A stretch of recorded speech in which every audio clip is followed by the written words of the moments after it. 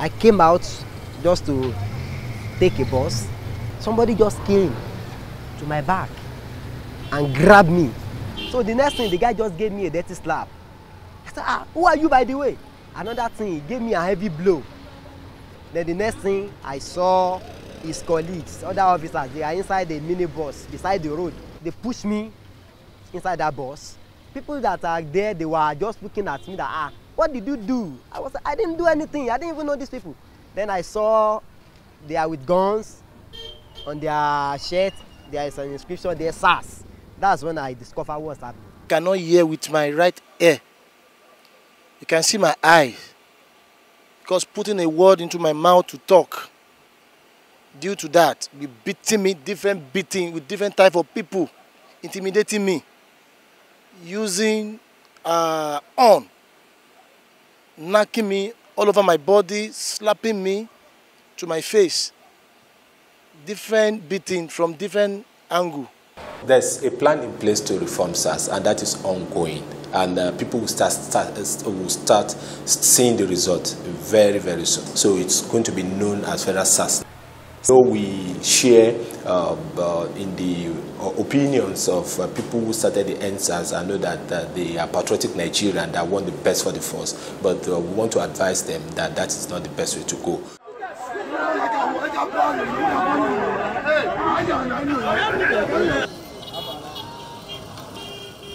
It was stories like this has motivated individuals like Segun Awosonya to build a network with other individuals with like minds with the objective to curb what has been termed the excesses of SARS. I believe that over time, over the years, when we go through military interrogram and we come back down to the era of democracy, the police ought to have been demilitarized, to an extent where we can begin to relate with our police officers and then ensure that we work hand in hand with them, to have a peaceful society and what.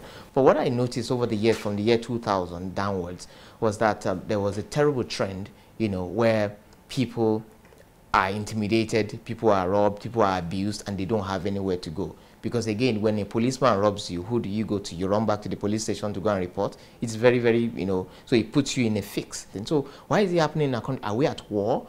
Again, coupled with the fact that we have, crisis all over the place, and then we don't have policemen deployed there to do all this kind of due diligence that they are doing in southern parts of Nigeria and the Federal Capital Territory. If we don't activate the citizens enough to be able to report these crimes and follow up on this crime and make sure these people are brought to book, this thing will continue. Because automatically it's beginning to look like an organized crime syndicate. At first we thought it was just a mere case of maybe a few bad eggs and what have you, until we started reading reports from Enugu, from Uyo, from Taraba, from different places. Then we saw how bad this was. Then we started a research. We started taking data, mopping up the stories, and following up on them. And then also working with the police, because there are good heads and patriots in the police system. So we started working with them and asking questions and all, and we realized that the thing was on the rise, as at that time. And again, because of the fact that people don't report these things, we really couldn't tell whether it was so prevalent or it was just some pockets of bad eggs or what have you. Then we did a petition. We put a petition in motion, and we asked people to sign this petition. I had an opportunity to meet with the Senate President and then also with the Speaker of the Right Honorable Speaker of the House of Rep, Dogara. We had a meeting. He came to Lagos for something. He came through Lagos for something, so I decided to, stop by and meet him for him. And I ran him through this whole thing, ran him through all the things I had. So he was taken aback, and he also had stories to share as well. Of people that he knows or stories he's heard and all. But he said, well, let us not be biased about this. Let us look deep into this matter. Let's see how many people respond to the petition. Let's continue the survey and be able to learn more of what is happening before we know how to address it, which was very wonderful, for me. So we went back to the drawing board, started ensuring that we get factual you know, because a lot of people will shout on Twitter that this has happened. When you call them to come and testify, they will be afraid for their lives. And so we started going deep. Let's say, okay, what can we do to ensure that we engage the people? Because we're in the year and the age of engagement right now, and it's not something that you can actually talk to people or send out information and expect to be understood. You need to get to where people are. You need to engage them, talk to them, see through their eyes, breathe through their hearts, feel their heartbeat, feel the pulse on the street before you can understand what they're going through. And that's exactly what we did. We started telling them, look, if it's about lawyers, we're going to get you lawyers. We're going to pay for it. You know, don't worry about court case. No matter what happens, just tell us. If you want witness protection, we're also going to give you that. We're ready to go all the way. But we want this thing to stop. Because in every civilization, the most critical thing that you find is law and order and taxation. How will I pay tax when I'm not safe? How would we have a system where those who are meant to protect and serve are the ones killing, abducting, you know, shooting, and then taking, accusing of us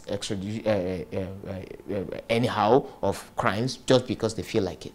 And how many people, how many are these people? 3,800 people are being cultured to abuse the law of the land, to abuse the rights of the people, to abuse the rights of 190 million Nigerians. So, for example, when you see this kind of problem, the first thing you want to look at if you are security inclined is who are the people benefiting from this? What does it take, you know, to be a member of, to be drafted into SARS? It is a civilization. We want our country back. We want a country where our youth can express themselves on the street and walk the street and do whatever they like. The way I cut my hair doesn't stop the economy of the country from growing. It does not, you know, in as much as I don't have a clipper scraping other people's head and making them look like me. I don't have to threaten anybody because I use an iPhone. The car I drive does not disturb your progress as a human being. So why should why should my life be endangered? Simply because I'm successful, or simply because I'm expressing myself the way I feel. We're already under siege. Nigerians have been impoverished. Our youths don't have jobs. Education has been bastardized. Our institutions have been balkanized.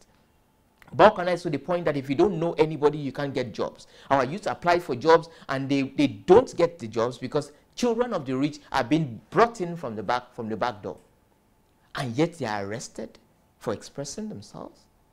And yet they cannot be free to walk their own streets. And yet they cannot go to club and not be deemed a prostitute or criminals. This is not by any investigation. There are no records whatsoever of anybody that had been arrested. Every evening, walk into any police station, it's business as usual. You know, you see a few people that have been tortured, that have been, you know, abducted. Because this is just like, it's like a movie, a badly written script of an unmade movie. That's exactly what it is.